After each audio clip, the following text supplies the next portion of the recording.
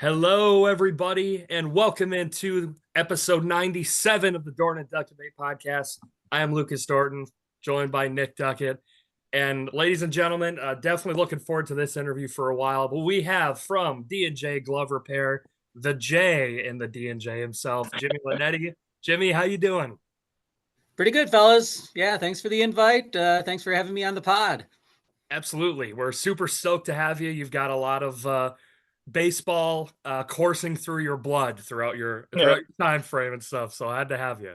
For sure. Leather and lace in the blood. Absolutely. So before we get going, I like to ask some questions to our guests that come on, and they're all the Sure. same. Everyone more or less gives different answers at times for these questions, but just to kind of get to know you a little bit and kind of see your baseball fandom where that may be at for you. All right. I assume your favorite MLB team, Minnesota Twins. Fair to assume that? Yeah. Lifelong Twins fan. Okay, gotcha. So who is your all-time favorite Minnesota Twins player? Goes back to the very early days of my Twins fandom, like in the late 60s, early 70s. And I think I liked him just because as a kid, I liked to say his name, Cesar Tovar. So it just rolls off the tongue. Yeah. So he was my favorite, and I was aware maybe kind of at the time that he did the 9 positions in one game thing, and it's good to see that I think a couple of years ago he finally got into the Twins Hall of Fame. Yeah, but very solid player. Yeah, for sure. I don't know that we've gotten that one before, Nick. I don't. We have not. Yeah, that's good. That's good. Now, who is your favorite, maybe all-time player who didn't play with the Twins? Now, maybe they spent a year or two there, but they predominantly were known for playing elsewhere. I don't know. That's a tough one. I'm not I know my baseball history, but I'm not like a student or anything of baseball history like some guys that dive into the stats and calculating wars for players from the 1920s or something. I don't know. I kind of like, just the fact that they both came through the minor league system in Minneapolis before they were major leaguers, both Ted Williams and Willie Mays. Sure. I think those are, maybe Willie Mays more so, but yeah, just the little local connection there helps. And, but yeah, he's obviously Minneapolis Millers. Correct. Yes. Yeah. So, yeah. Okay, good. And plus plus for whatever reason, I seem to fix a ton of Willie Mays endorsed gloves. So, really? So maybe they're fresh in your brain. Yeah, I think that might be it. That could be it. That's good. That's good. And then last one for you on this. Again, this is one that we got when we did this, and someone else brought it up, and I thought it was interesting, so now we ask it.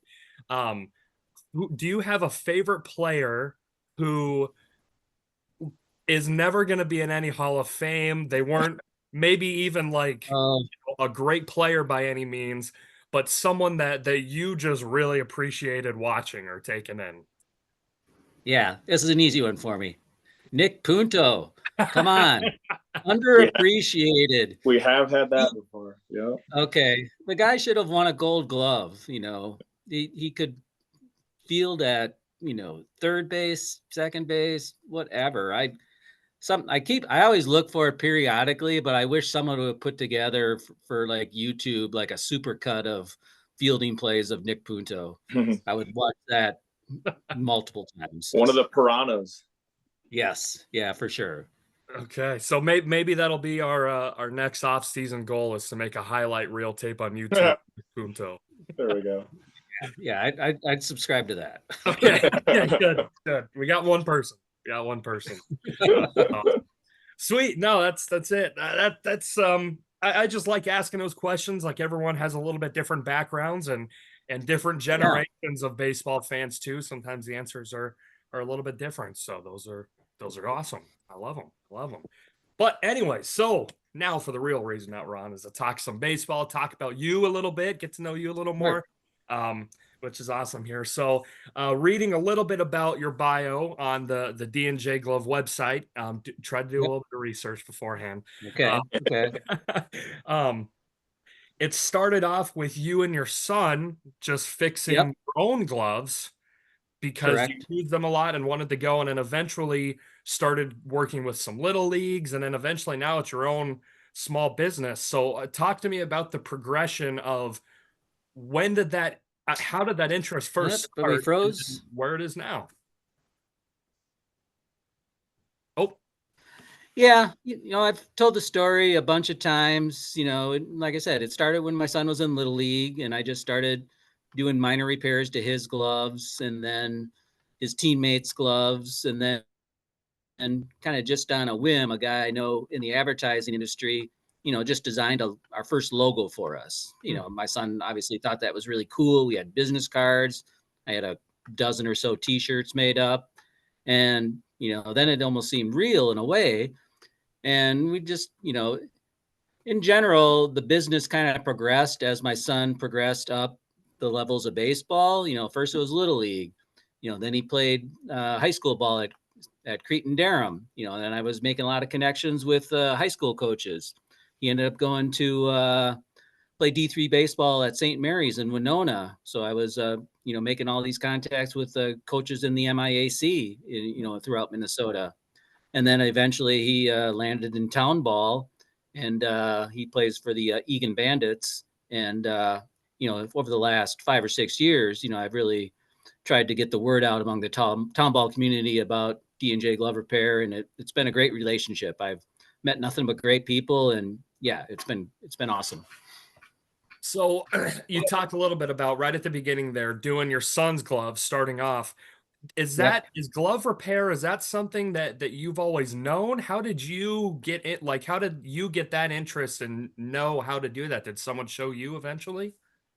No, it's mainly a lot of trial and error, and I point this out to you know folks that have interviewed me in the past. My grandfather was a lifelong shoe repairman, so I would visit his shop often with my dad, and I think he might even did some minor glove repair back then. So I've had a little bit of the kind of the leather repair kind of thing in my blood, perhaps, or I've learned some things through osmosis. I've just always you know, wanted to take care of leather, whether my shoes or a belt or whatever. If you properly care for leather, it's going to last a long freaking time.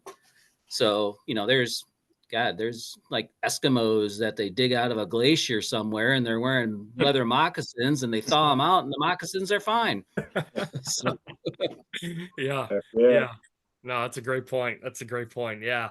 Um, no, that's always cool to see. I remember I had a glove. I mean, I boy, and you're entirely right with the preservation of it. I think I yep. probably had it from the time I was in Little League all the way through high school when I graduated. And I mean, Hmm. that thing went through the gauntlet. But I remember one time my Yeah. dad took it to a glove repair shop and it looked brand new. So I'm super appreciative of the work that you do because I know it's not easy, but you enjoy it and that makes it fun. Oh, That for makes it sure. For fun. sure. Yeah.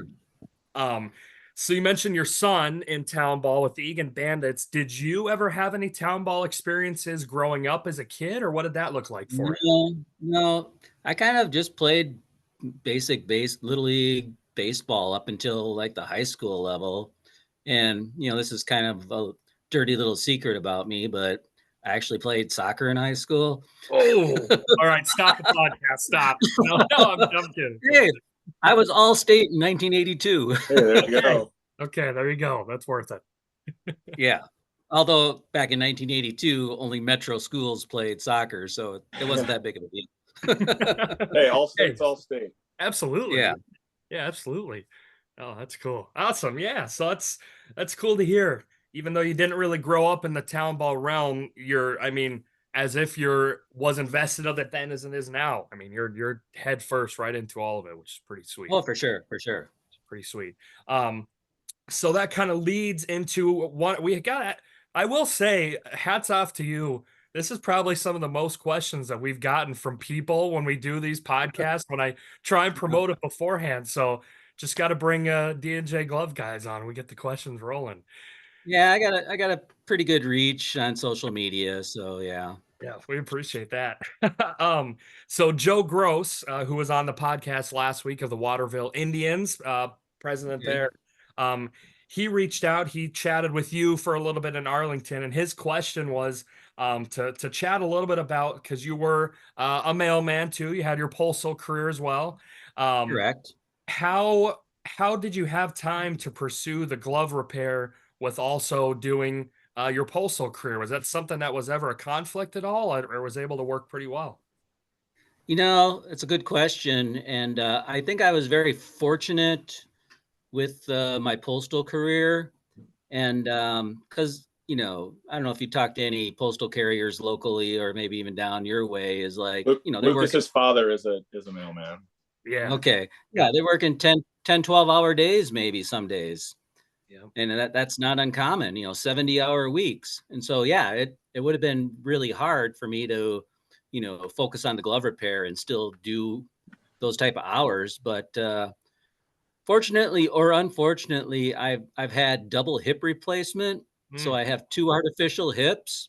mm. And I call them, when I was at the post office, I called them my golden hips, because it allowed me to get a little note from my doctor that said I could only work 8.5 hours a day at the most. So I had that I had my golden hips. I had the special note from my doctor, and that way I could get my route done, get to the shop by 4 o'clock or so, stay open till 8, take care of any glove repair business. And then I was here most every Sunday. But, I retired in August. So now, I'm here, 5 days a week at least. I kind of picked up a nice fun hobby this winter. I hooked up with a plus 55 softball league, and we play indoors in a Oh, really? dome. So I'm okay. doing that twice a week and having a blast. Are Where you do the you heavy play that hitter at? team hitting nukes? It's a senior league out of Roseville, Minnesota, Okay. and they have a dome. There's a dome, a little bubble out in Stillwater that they have that they rent, and so we play out there. That's So sweet. twice a week, Tuesdays and Fridays during the day. I love it. So those are my off days from the shop right now. What position do they have you playing at? Where are you locking down? Nick Punto, middle of the infield there? Third base. Third base. I'm holding down the hot corner. They're I got to still have a fairly good glove and still can react. So I'm enjoying it. Getting the There you Brooks Robinson comps over there at third base, go. vacuum cleaner. I had a couple good plays yesterday. Yeah, there So we yeah. go. There we go. Awesome. We So need screw the Nick Punto highlight reel. We're just gonna have a highlight reel of his softball. that's good. So Some real web gems. how long were you a mail carrier for? How long was that career for you? It was kind of a late career thing. It was Yeah. only 12 years or so. I had been through some other careers, layoffs, whatever. And then I just was looking for something easy to do to kind of ride things out. And yeah, it did work out perfect for me because, there's good retirement benefits, even after only 12 years. And yeah, Yeah, no absolutely. complaints. Yeah, like Nick said, my dad's a mail carrier. I think he started shortly after I was born, and I'm 27, so probably he's still going at Oh, it wow. around the time. And he's still grinding it out. So I have a ton of respect for what you guys do. I mean, because you're entirely right. I mean, there'd be times, when we were growing up, like get close to Christmas time, and oh, it's not uncommon. Like he might be gone from the time before we wake up until after we go to bed, and that's just a Yeah. common thing. He's got a walking route too, right? Yeah. Yeah. That's the way to go. I love the walking route. Oh yeah. So yeah, but he's probably, I don't know how old he is now, but Yep. he's probably looking at being able to retire around 55 or something Yeah. if he wants. He's got a couple years away from the big 6-0. But Well, okay. Oh, so wow. Wow. so he's yeah. I think he probably He's could close. retire. He's just trying to get a few more years, get those benefits a little bit more up there. Okay, yeah, add that benefits. Okay. Yep. Yeah. I'm sure he's looked at the numbers. It probably would have worked out if he wanted to leave a little early, but But yeah, if you're healthy and want to keep doing it, might as well. Yeah, for sure. Absolutely. Absolutely. Well, anyway, so moving on from that, so we have another question here, and let me pull it up from Alex Reichenbach, who is the head coach of our Arlington A's here. Oh His yeah. question was he needs to know, and the glove expert thinks is the best glove to invest in, and which one you prefer to ball with. Okay. Yeah, I get asked this question a ton. And when you pick up the top of the line Wilson A2000s right now, or the top of the line Rawlings Heart of the Hide, I prefer the Heart of the Hide over the Pro Preferreds. Mm. There isn't much difference in quality. It all comes down to personal preference. Personally, I still use one in softball, and I've had a number of these brand gloves over the years. But Nakona out of Yeah, Texas, those are nice.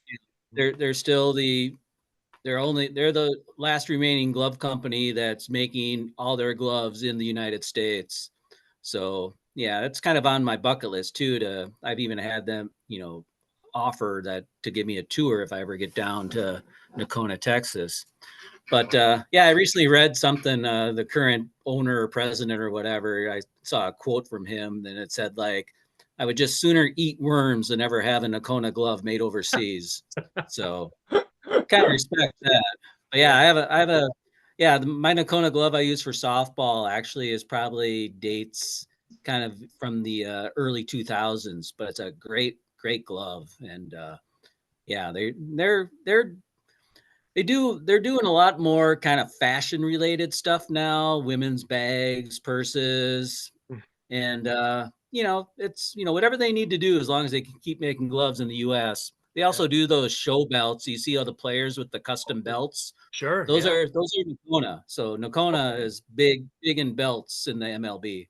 Gotcha. I did not know that. I'd heard All of the things leather. brand, obviously. Yeah, absolutely. But I didn't know the belts for them too. Okay, cool. Yes, that's awesome. Sweet. Yeah, myself, Nick, I don't know what are your gloves? What are your brands you remember off the top of your Honestly, that's a good question. I'm pretty sure I use Mizuno. Okay, gotcha. Okay. Yeah, Yep. I have a first baseman glove that's Mizuno. I have an outfielder, and I use it for middle infield for softball. That's Rawlings, and then I have a Wilson A2000 for when I You, pitch in Townball. you So got you got them all covered. I guess I'm not loyal to a brand. Good thing I don't play Major League Baseball, or else that might be an issue. Well, that's the thing with Nakona. I think Chris Paddock for the Twins Hmm, uses a Nakona, okay, but they don't have the big money to pay out for sponsorships or for player. They don't have the big bucks like that. sure, So you know, and I sure. know Chris Paddock. He's kind of has the Western theme going with the cowboy hat and the boots Well, and everything. Chris Paddock, they call him the what do they call him? Sheriff or The the sheriff. cowboy? So it's like Sheriff. Yeah. he's got to have it. He's got to be repping the Nakona, right? I mean, that's just Yes. you have to. That's when it makes sense. Yeah. So maybe that'll be my next club. I can have four brands representing. I've never used a Nakona personally, but I've seen many of them. They look like really nice gloves, and yeah, I've heard good things about them. Yeah. I guess off of that, then, is there a glove for you personally that when you're working on, it's maybe given you some issues with working a little bit, or is every glove more or less pretty similar to work on to some degree? If that makes sense. Yeah. I'm pretty good with relacing gloves. It's when I tell guys that are getting started in it and trying to just do a little bit of their own repairs, don't pull every lace out of the glove and then think you're going to relace it. You gotta take out a lace and follow it with the new lace. Keep following, keep taking it out, keep following. I'm pretty good with any glove that I'll just take it all apart, snip every lace, pull every lace out, just have the leather there, and then relace it. So, and then even gloves I might get gloves that I've already had kind of janky repairs or something, or have cable ties or shoelaces or whatever. Kind of my goal always whenever I get an older glove is to kind of relace it to the exact factory specs or the way it came out of the factory back in the day that's the way I want to relace it. I don't want to just make it playable, have the Mhm. laces work, but I want to make it original. So in that case, a lot of times you can just, just start Google image searching. And eventually if you put in a glove, its model number, maybe an endorsement or whatever, you're going to find a picture of the glove Hmm. somewhere. And I'm pretty good at just being able to look at a picture of a glove and determining what the lacing pattern is. Sure, sure. Now this one might be tough. Maybe you know it. Maybe you know it. Okay. So when you first like officially started the D&J glove repair, do you remember the first glove that you ever worked on once you were actually the small business?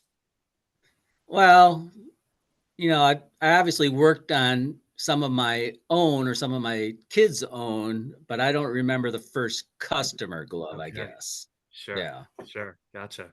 I figured you have done your fair share, so that makes a lot of sense that you may not. Yeah. That's totally Well, fair. it's like just in the last few years, I've been kind of, I just keep a ledger generally from month to month with glove repair, what's coming in, what's going out.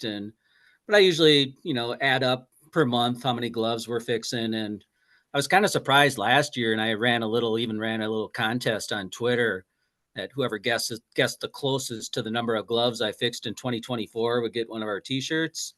Great. And somebody was like only 5 gloves away. It ended up Wow. being like 1,103, which It's a Holy which lot of was gloves. that's a lot of gloves in a year. Yeah, it was pretty crazy last year.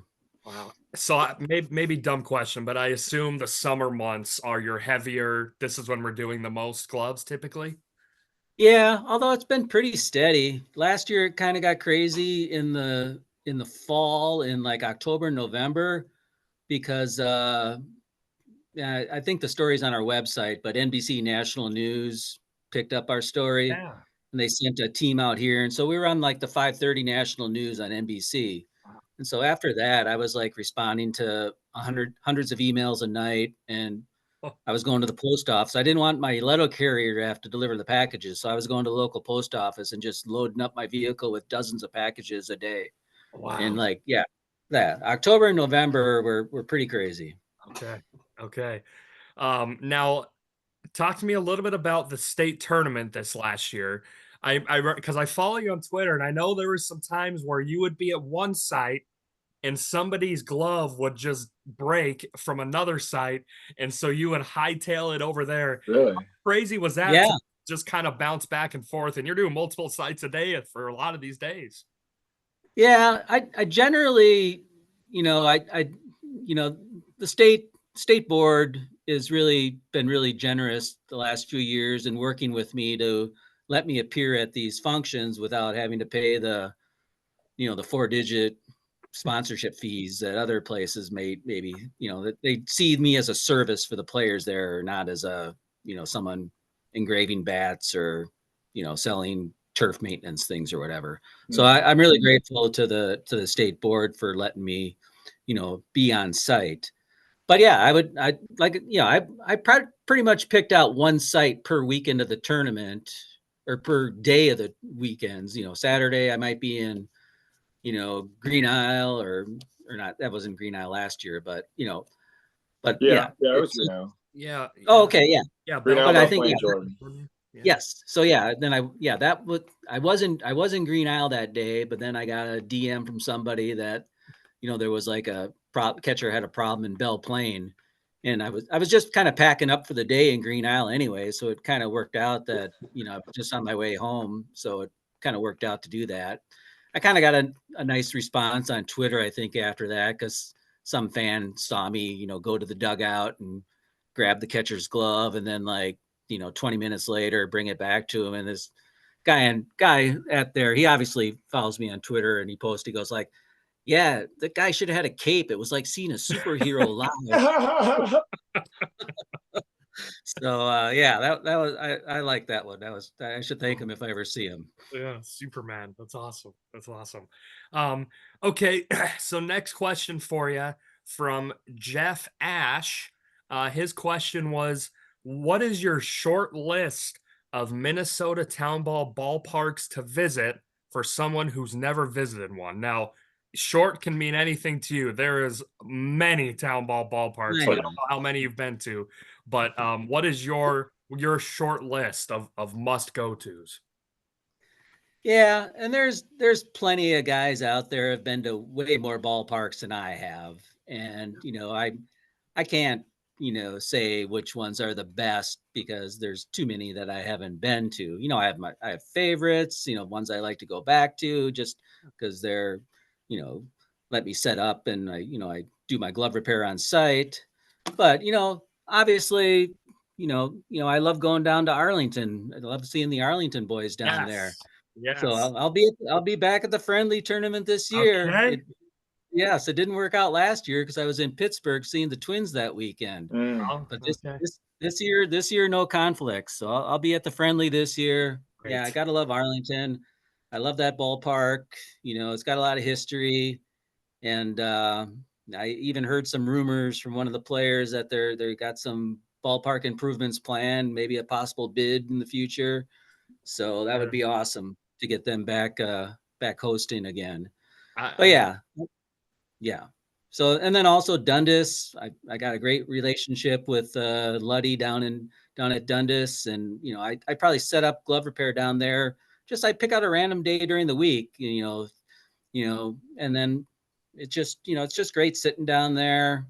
I think last few years I've sponsored maybe like the fifth inning trivia or something. So it's kind of nice to do that. And the fans expect me to be down there, and they're getting used to me coming there, and they want to know when I'm going to be there next, and they'll bring gloves. So I love going to Dundas, Arlington for sure.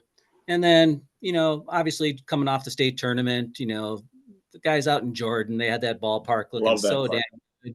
Oh yeah. God. Yeah. It was Yeah. just, Yeah. it was just perfect.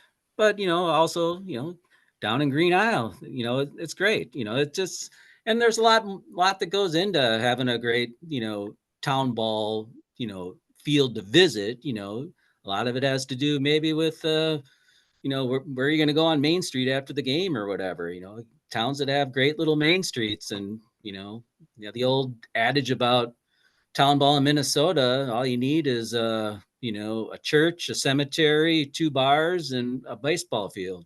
Yeah. So, yeah. Yeah, absolutely. Absolutely. No, I mean, we prop up the Jordan Brewers field often. It is just, Mhm. I mean, Yeah, that they almost don't need the publicity anymore because My favorite field by far.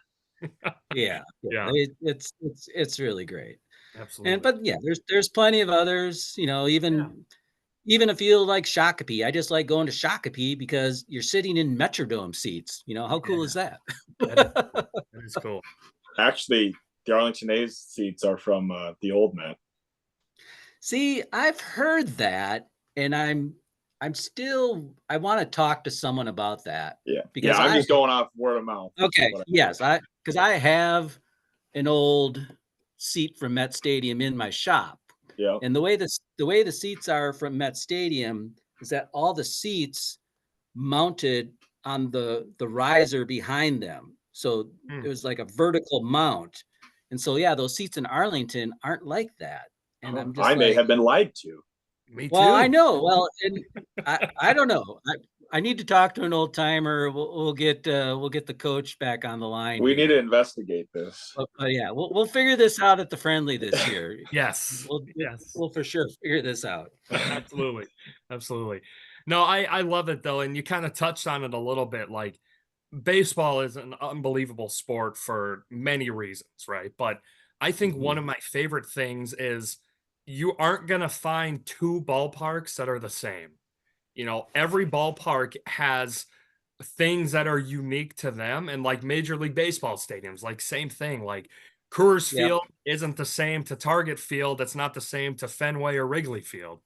And, exactly. and that's what I love about it. And like you said, each ballpark has something with their ballpark that makes it unique and stands out. So I 100% agree with that. Absolutely. Yeah. Absolutely. Um, okay, now a couple of the questions, maybe things that you put on when you did the quote tweet Yeah. to drum up some interest here. So now I Yeah. can ask you those ones. Um, touched on the ballparks a little bit, but One of the ones that you mentioned, town team logos. What are Oh yeah. some of your favorite logos that you've seen? Well, you may know, you guys follow me, so every year around state tournament time, I do the D&J Townball logo challenge. Yep. Yep. So I pick out 64 logos. Guys either say they want to be in, or I pick out 64 logos. Hit random on the bracket maker and just see where everybody lands. So that's been a lot of fun. I really enjoy doing that, and I think that as long as I've been doing it 4 or 5 years, that helped me really kind of get my name out in the Townball community too, because people really got into it. So I will say that my favorite, and this is, I mentioned I always like to go down to Dundas to set up glove repair. And I told Luddy down there that the reason I picked them or contacted him initially is that, like, I just really like your logo. And if I'm going to buy a t-shirt or a hat, I want to have it a cool logo on it. So I want to make this, one of my home ballparks that I go to. Yeah. So yeah, they got that classic logo with the little baseball head guy with a mustache and the kind of the crown on top. I think it's great. Are they the Dukes? The Dukes, yes. And I know the new team up in Detroit Lakes. Those guys are great. I went up to a tournament up there last summer, and the Ligers, they got a great logo. Oh, yeah. And then there was kind of a battle this year because it was the Ligers versus Foston, the Trash Pandas. So awesome. Those guys battled it out. So yeah, that's one of the, you saw my trophies in the back here. Yeah. Yes. Where is it? There we go. So yeah, here's the D&J Glove Repair Logo Challenge. Okay. Trophy. Nice. Yeah. Come on. So yeah, first year was Nimrod, 2021. Then we had the Dilworth Rail Dogs in 2022. Then it was Detroit Lakes, and it was Foston. So I told Foston they can come and pick up the traveling trophy anytime they want. So we'll see if I get it to them or not. But this kind of brings up another topic regarding logos and Townball teams. I don't want to get too far out in the weeds or anything. Oh, please do. Okay. So I think you see that, like I mentioned, the first year I did this, the champion was the Nimrod Gnats. So they got this little gnat logo. Well, technically, if you know anything about logos, that logo is actually the logo for the Savannah Sand Gnats. Really? So they just borrowed the logo. Okay. So that's something I don't get down on any team in Townball, but if you have a Townball team and you're going to, you got a name or whatever, don't just borrow some other logo from some other MLB team or minor league team or college team or whatever. Make your logo. Be proud, freaking design your own logo. You probably ask around. There's probably someone who knows somebody who's a graphic designer. We might have to have a meeting, because I'm pretty sure Arlington is guilty of that. True, probably. Yeah. Oh, Arlington? I think for the open A's, we just changed the color. Yeah. Well, that's just a basic letter. Yeah. But I know they also added like a train logo to their uniforms last year. Yes, the A train, baby. Yeah, the A train. So yeah, a cap logo, if it's just a letter, that's one thing. Yeah. But just borrowing wholesale some other teams. The one I like, we see him at the tournament at the friendly tournament every once in a while. Just a clever name, I think. The Legators. I think it's Champion Park. Park logo. Yeah. The Legators. Yeah, but I know then there's the guy I know they're at the friendly a lot. Golden Sombreros. Leavenworth Orioles. Oh yeah. They got strictly a Baltimore Oriole logo. Yeah. So you can be the Orioles, but come up with your own Oriole. Yeah. Okay. Thanks for letting me vent a little bit about logos, guys. Absolutely. I'll leave it there. I don't want to offend any teams out there, but in fact, I think and they did really well in the tournament this year. And this is another thing, like Delano, they added a new kind of elephant-like logo this year. Looked really cool. And then I talked to some guy and he said, like, yeah, we just had AI design it. It was literally Nice. logo. There you But I've go. even fooled around with that myself, just making AI baseball logos. You know, it's pretty easy. Interesting. Well, I know what I'm doing at Yeah. work tomorrow. No. Yeah. My boss listening, I will not be on. So it's only working. Maybe on my lunch break. Yeah. That's good. Yeah. The Shoreview Stump Grinders. I think they were at the friendly tournament last year. And I Yes. mean, Yeah. that was a very unique team and Yeah. logo. Sure. Yeah. Yeah. They bring out that big stump drum or whatever. And Yeah. yeah, that's a great name. You know, that's Yeah. you know, I think it has something to do with Shoreview or something to do with I don't know, Sure. something Yeah. area. But yeah, Well, there's lots of opportunities for great Townball logos, that's for sure. so next thing for you, in 4 years from now, when Jimmy Lonetti is running for president and he gets elected president, is your first executive order going to be can't hardly wait, has to be played at every ballpark between every inning? Is that your first executive order that you're doing in office? Well, I hope I don't have to become president for that, but yeah, it's yeah, it's one of my little pet projects that I like to get going on. You know, I love the band The Replacements. You know, I'm from Minneapolis. I think it a guy my age, I think you're almost required to be a Replacements fan if you're in Minneapolis. And I just think the song Can't Hardly Wait is such a classic song. And like, Yeah. you know, I'd be out at town ballparks and stuff. And if I saw the PA guy go like, "Hey, taking requests, you know, throw this one on." And like, yeah, most of the time they will. And it's like, it sounds great in a ballpark. In fact, like even last year, I went on and on Twitter, and I would always tag like Dustin Morse from the Ooh, Twins, sure. Oh, and that's more. Yeah.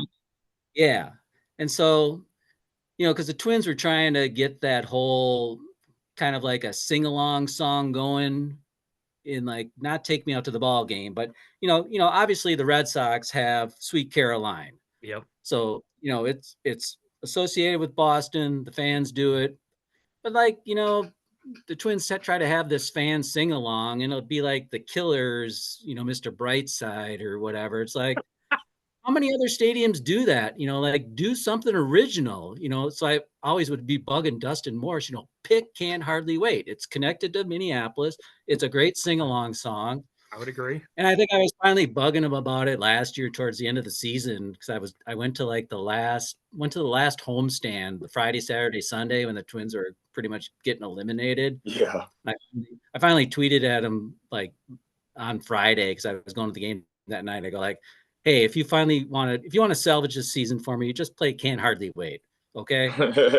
That song is He 40 years old responded- this year, by the way. he responded to me and goes like, "Listen after the second inning." So I was at the ballpark. I heard it, Nice. and it made my day. Was salvaged for you. It made my year. It was great. It's like that was the same week. It was like Wednesday, the NBC National News Story ran, and then Friday the Twins played Can't Hardly Wait at the ballpark. So that was a good week for me. That's somewhat made up for the 10-20 finish they had to their season. Yeah. Yeah. Like I said, it helped salvage the season a little bit for me. Absolutely. That's good. That's good. And then a last one, and I'm glad you threw it in there. Now, I don't know if it was joking wise or serious, but I would like to talk about it because I struggle with this with the Townball. Is it one word or two? Because I can't tell you how many tweets I've put out. I think for this one I did one, but I think I've done two before. So do we have a Webster's dictionary for Townball? Is it one or two? This has been one of my, things I've been, pestering people about. I've even like pestered Patrick Royce about it, a columnist who writes a ton about Townball and, Townball Tuesdays too. I go, what do you think? And, because like there's literally two books written on Minnesota Townball, the one guy who did the ballparks. Yeah. And then there was just one on Townball history. Both those books, Townball is two words. Okay. But then you go to Target Field, Townball Tavern, one word. Yeah. You look at let's see, Well, then I'm looking at some stickers I have. You know, Fox 9, they do the Townball tour every Yeah. year. Yeah. Townball, 2 words. So Sure. I don't I actually ran a Twitter poll once, and I think Townball is 1 word, actually 1, I, but I kind of I whenever I write it, or type it or tweet it or whatever, I make it 2 words. Yeah. And here's my reasoning for doing that. If you look back, you know, in the history of baseball, you know, you go back to the 1890s, 1880s or whatever, like baseball used to be 2 words. It was baseball. True. And I don't know when it got codified to be 1 word. So I think just having town ball as 2 words kind of makes it historical, like baseball is 2 yeah. words. Yeah. So yeah, if Nice. you guys want to always start doing it as 2 words, you know, maybe we can get a general consensus going. But yeah, let me, you know, I don't know. I could like pull out let me look at the state tournament program from last year. Hang on for a sec. Yeah, absolutely. Yeah.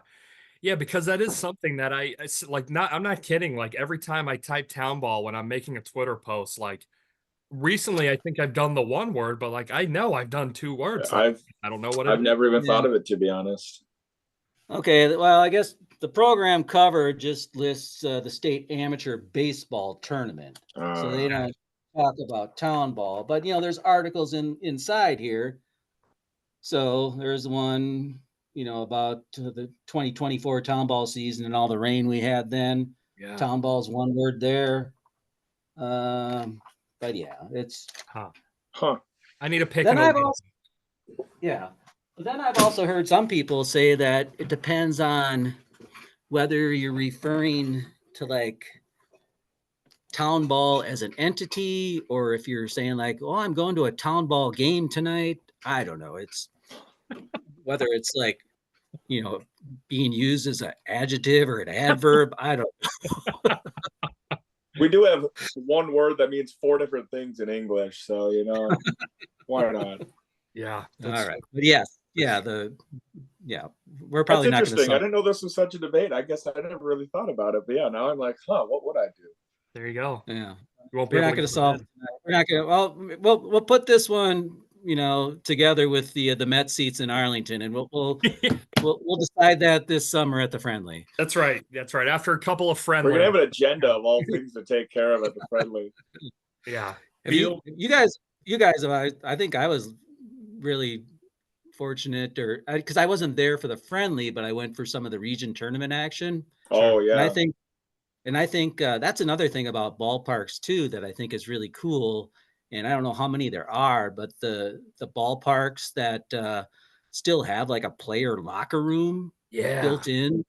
Oh, that's We're awesome. one of the only ones I know of Was. that have like a Yeah. legitimate locker room air Oh yeah, conditioner. Like a yeah. working I got shower too. Yeah. Yeah. there are showers. I know it looked pretty funky in there. I got Yeah. a little tour. But they do have. That's another thing that, you know, I mentioned. I was in Detroit Lakes. I went up to see the Ligers, and they were great hosts up there. And you know, I got a full tour of that stadium. And that stadium in Detroit Lakes, it's actually the only ballpark in the state of Minnesota that's on the National Historic Register. Really?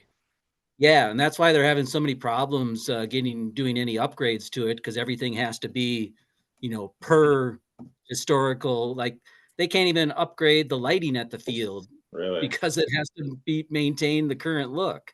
Huh. But yeah, they have a player locker room, and yeah, it's really cool.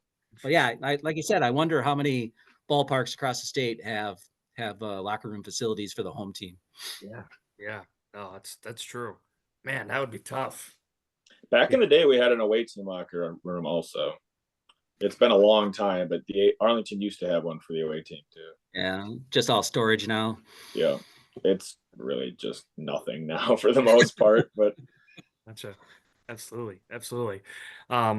Awesome, Jimmy. Well, this has been great. I have run through the questions and the things that I had for you. Was there anything that we missed or that we didn't bring up that you wanted to chat about a little bit? The spotlight's on you now. Not that it wasn't for this whole time anyways, but Yeah, not too much. Maybe I'll just touch on some of the things that, you know, G and J yeah. Glover Perez won this coming year. Please. I'm starting to formulate my, promotional schedule. I obviously have, the first weekend in June blocked out for Arlington. I'll probably try to make appearances at a couple of the Fox 9 Townball Tour stops. So if anyone's listening out there and you guys are a host for Fox 9 Townball Tour this year, get in touch. Maybe it'll work out. I can come and set up there. Those are always fun. I love being at those.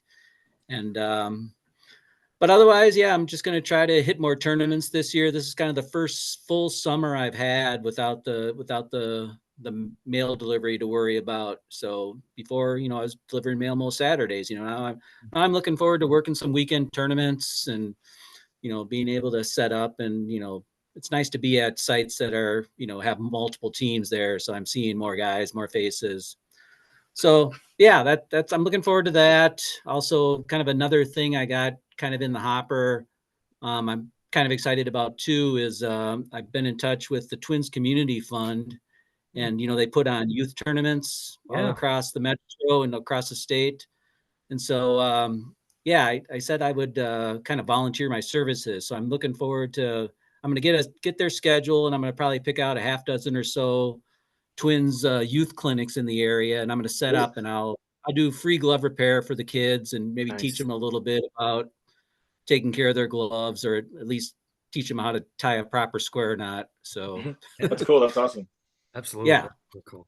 And then I'll be promoting this on Twitter and my other platforms or whatever. But I always have an open house for the Twins season opener.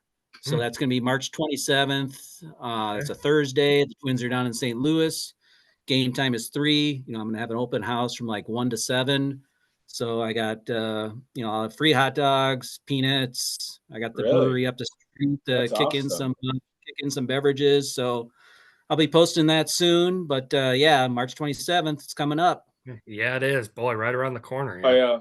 I won't be there because I will be in St. Louis for the game, but free hot dogs and popcorn. Maybe next year I'll have to stop on by. Yeah. I bought a used hot dog roller. So Really? like the gas station. Nice. So I'll be rolling those dogs. Those gas station hot dogs hit good too, so I know they're going to be great. And I do clean the grill between uses, so don't anybody get all worried. We don't care. It's probably better if you don't. Yeah, true. More seasoning to it, maybe. Yeah. I actually, so I did think of one more question for you. What's the oldest glove that you have that you've worked on, or maybe you just have in the shop right now?